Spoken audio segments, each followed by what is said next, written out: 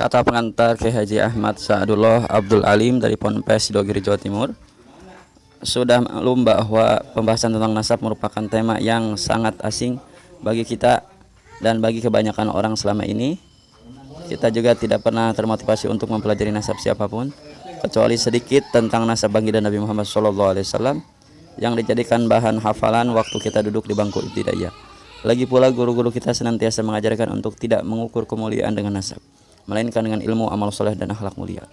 Di samping itu, keberadaan ahli nasab an-nasabah sangat langka, tidak seperti ahli fikih misalnya. Bahkan hingga saat ini kita tidak mengetahui adanya pesantren yang mengajarkan kitab nasab tertentu.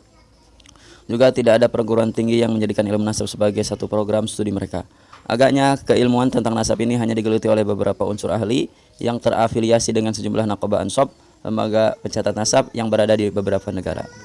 Itulah sebabnya ketika beberapa tahun belakangan ini muncul subhat opini sesat yang membatalkan keabsahan nasab Ba'alawi. Kebanyakan orang tergilas oleh gelombang opini itu, sehingga sebagian dari mereka kebingungan tanpa mengetahui arah yang benar. Sebagian lagi terseret pada kubu-kubu yang berbeda, bukan karena mengetahui ilmunya, namun lebih karena mengikuti tokoh panutannya.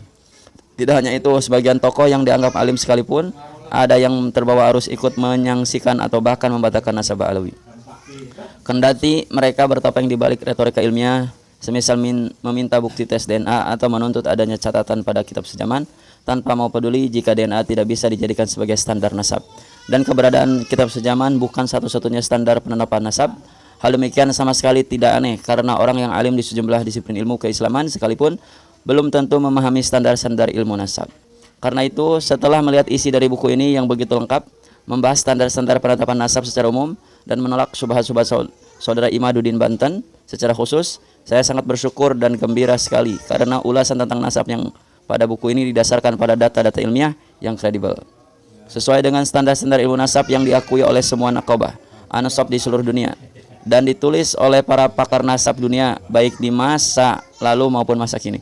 Kehadiran buku ini bisa kita jadikan pegangan untuk mengetahui pendapat mana yang mestinya diikuti dalam polemik seputar nasab ini.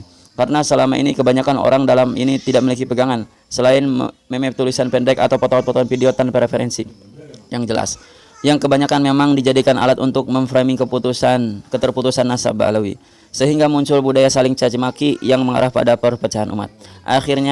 Akhiran saya memberikan apresiasi yang setingginya kepada tim yang tergabung dalam penulisan buku ini, yang telah mencurahkan segenap daya dan upaya mereka untuk melakukan penelitian terhadap tema yang sangat pelik ini. Tentunya itu adalah kerja ilmiah yang tidak mudah, karena harus menelisik ke berbagai sumber otoritatif, termasuk manuskrip-manuskrip yang begitu langka hingga harus ditelusuri bahkan sampai ke luar negeri. Semoga segala lelah yang mereka upayakan benar-benar didasari oleh niat lillah, sehingga berbuah pahala yang abadi hingga ke jannah. Amin ya rabbal alamin. Wassalamualaikum warahmatullahi wabarakatuh. Pasuruan 24 Safar 1446 Hijriah, Haji Ahmad Sa'adullah Abdul Alim, pengurus harian Pondok Pesantren Sidogiri dan Ketua Pengurus Pusat Ikatan Alumni Santri Sidogiri.